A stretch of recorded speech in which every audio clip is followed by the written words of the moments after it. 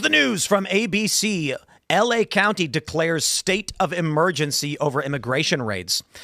They say LA County officials voted on Tuesday to declare a state of emergency over ongoing federal immigration raids. The proclamation gives the county the power to assist residents they say have been impacted financially by immigration and customs enforcement action. The declaration was introduced by county supervisors Lindsay P. Horvath and Janice Hahn and passed by a 4-1 vote. Now, what does this mean? It means they're going to take your money and they're going to give it to illegal immigrants. Quote, I'm not kidding. What's happening in our communities is an emergency. And LA County is treating it like one. Declaring a local emergency ensures the full weight of county government is aligned to support our immigrant communities who are being targeted by federal actions. I would just like to stress to all of you, please understand in great detail what this means. The government of Los Angeles County, okay, when people refer to LA as a city, they got to understand LA is a city, really small. The whole urban area is referred to as LA County. Their government has just publicly declared you are an enemy. And when your law enforcement goes in to enforce the law enacted by Congress, it is an emergency because it is attacking their people, their community. They are telling you outright, the people you seek to enforce your laws against, they are siding with them. So these liberals, they come out and they say, these are our neighbors. They should be allowed to stay, blah, blah, blah. Let's just step back and approach this mathematically and logically. We decide as a people in the United States, certain act is crime. If you commit crime, we will arrest you. LA County has publicly declared at the government level, they feel those who have committed the crime are deserving of money and protection, and the fact that you would try to enforce your laws is an attack on them. They are telling you they are the criminals. I don't know where y'all think this goes, but I think you know where I think it goes. Yeah, I mean, look, the fact that LA County is trying to essentially usurp powers that the federal government has, it can only lead to more conflict and more raising tensions. People talk about they want to see the tensions brought down in this country, but every step that the state takes to interpose itself between the federal government in favor of illegal immigrants only raises the temperature. That's all it can do. Yeah. I mean, oh, sorry, go ahead. No, listen, here's the deal. Federal law is in charge, right? It controls. This is literally a county government aiding and abetting in a crime. Mm-hmm. This is like a RICO. They're literally making themselves an illegitimate government. This is 100% illegal. What I hope to see from this is I want to see Pam Bondi come in and charge these guys immediately for aiding and abetting, conspiracy. There's a bunch of crimes here. Put them in jail. Put them in jail from top down. And anyone in this county that supports this, throw them in jail too. I completely agree with you. I think that has to happen, especially if we want this country to have a future. Otherwise, we're setting the precedent that they're allowed to do this. I mentioned this on the show the other day. One thing people will tell you about parenting, for example, is either you're shaping your child or your child is shaping you. Anytime you're in a position of authority over anyone and you allow them to usurp your authority and disobey you, what you're telling them is you're actually in charge. And that's not what any of us agreed to with respect to the social contract that we're a part of in the United States of America. So they're subverting all of our will. They're subverting the democratic process, which put this administration in place because the American people wanted mass deportations. And you're absolutely right. They need to be put in jail. My question for you is, what do you think the likelihood is that Bondi actually does something about this? Because I'm a little bit jaded about certain members of this administration and their ability to pull through for us. Man, I'm with you. I'm with you, brother. I mean, I've been very outspoken and very frustrated about this. We're 10 months in and we've seen really almost nothing. We see a Comey indictment, which unless they do something superseding in this is really a disaster. There was no sedition charge. There's so many charges that could have been brought that they kind of ignored on this. To me, I haven't seen anything but impotence out of the Justice Department. I'm sorry, I like Kash Patel. Bondi, to me, she's the bench. We wanted Matt Gaetz, tried to get Matt Gaetz. Congress wouldn't let us get Matt Gaetz, so we get Bondi on there, and she's just not getting it done. I'm frustrated with it, so I'm not real hopeful, but these are lower level. I would say I largely agree with you. We talked about it a bit last night in the uncensored portion of the show.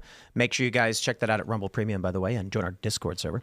But the point was that there are some things happening, like, Letitia James is getting indicted and Comey, and now they're talking about John Bolton.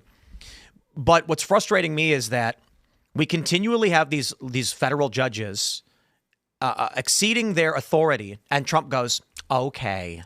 And the response we got from Peter Navarro was Trump's trying to play to public opinion. And I'm like, if that's the case, we lost. Yeah. Because what's happened now is a federal judge said of Illinois, Trump can federalize the National Guard but can't deploy them. In what reality does it make sense that Trump can assume command of the National Guard but can't actually tell them to walk somewhere? And he's not telling the National Guard to go beat people. Yeah. So if Trump is going to say, here's a better example. A judge ruled the barriers have to be removed from outside the ICE facility.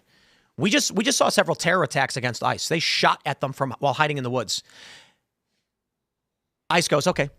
Well, isn't saying Trump can assemble the National Guard, but he can't mobilize them the perfect epitome of what has been happening since 2016? There's just a refusal to transfer power. It's almost like when Trump is in office, the executive branch becomes like the monarchy is in England. It's totally ceremonial, and they do everything they can to block him from exercising any kind of power. And he says, okay. Yep. And the argument I'm told is he has to play to public opinion, and I'm like, okay, we lost. Then we lost. We're doomed. That's what Trump always does. And I've It's unfortunate. made that point several times, is that I think a lot of people still want to live in that era where the Republicans try to play the bigger party and they want to look like they're being fair for the sake of being fair, when everybody understands. And look, I get the point of that argument, because the idea is like, well, when the Democrats come back in power, what we're going to see is them exert their authority over you. Like, they do that anyways. And they're going to do that And they're going to do that anyways. So it doesn't really matter. I get the point you're making, is that you feel that the decorum in this country is gone, but the decorum in this country, at least as far as politics, has been gone for a very, very long time. Yep. And it's now, if you're a conservative, if you're a Republican, it's in the interest of your family and your friends to exert the power while you have it, because there's nothing brave and there's nothing gracious about allowing yourself to be abused by someone for the sake of being the bigger person. Republicans that are saying, "Oh, we have to bring back decorum," that's like being like, we have to make our appendix important again. It is gone. It is gone. They literally raided Melania's underwear drawer. Yeah. That's for insane. God's sakes, you want decorum while they're raiding his. They talk about the weaponized DOJ. The weaponized DOJ occurred under Biden on levels I can't even tell you. Do you know? So I'll tell you guys, as an attorney, do you know that there are cases that I can't file because if I file them, they're going to disbar me or put me in jail? Look at the election attorneys that we had from the 2020 election. Whether you like that or not, look at what happened to them. Look at the guys who stood up on a number of these real controversial issues. Look at what happened to them. When you get to the point that you can't ask questions and you can't challenge things in the courtroom, when attorneys are censored from the cases they can bring, we're done. And we need Trump to lead on this instead of following public opinion. We need him to be the leader that we know he is. I mean, we put him there because he punches people, because he fights, because he's MAGA. Well, that's what we need. That's exactly right. And this is something Augustine said. A man has as many masters as he does vices. And I don't think anyone could disagree that Trump's vice is pride. So even if he's not bought and paid for by these large lobbies, that vice controls him if he's too afraid to be on the other side of public opinion. We all have to pray that he abandons this need for human respect that he has, because if he doesn't, they're going to take over this country. He's not going to be able to stop them.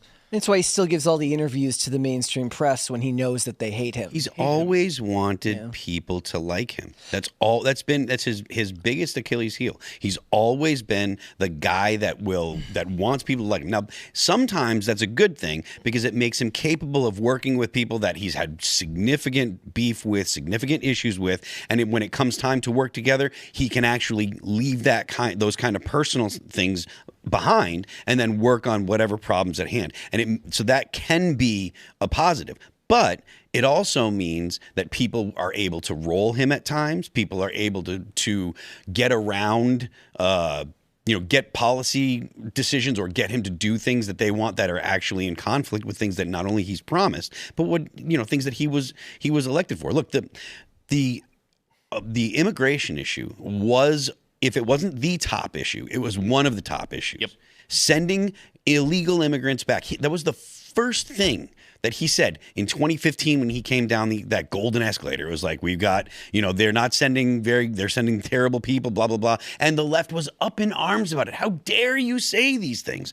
But That was what people really started to pay attention to him for. And he was 100% right. We have 20 million or so illegals that came in just during President Biden's administration. These people need to go home. So he needs to focus on the things the promises that he made and make sure that he's doing what is necessary to keep those promises. I totally agree. And I think there's an argument to be made that even 20 million is a conservative number. I wish Trump would focus more on demanding the respect of these people rather than focusing on being liked by them. Meaning the press or like the opposition? The opposition. Okay. They have to know that there's a line that they can't cross. I don't think that that's even possible. I think they're too. Well, no. Well, but again, respect is not the same as liking. What respect is saying, like, even if I don't like this person, if I mess with them, it's not going to go well for me. And I think that's what he has to cultivate with these people. But he's not. I know. Right. I know he's not, and that's what's unfortunate. Trump, listen, you're a likable enough guy already. You don't have to focus on trying to get these people to like you. They're bad people.